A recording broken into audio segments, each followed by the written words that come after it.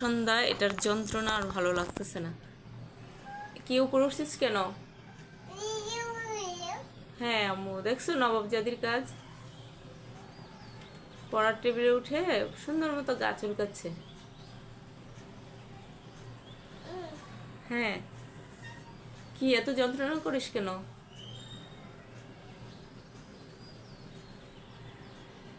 এই, চলে যেতে পারছ না বাসা থেকে? কথা শুনতেছে না এখন মানে ও ও আমার খালিশ বলে কি? তোর সমস্যা কি? তুই রুম থেকে বের হচ্ছিস কেন এখন? রুম থেকে বের হইছিস কেন? এত সকালে রুম থেকে বের হয়ে আসছিস কেন?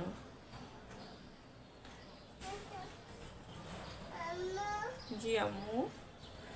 যাও, যাও বের হও, যাও বের হও।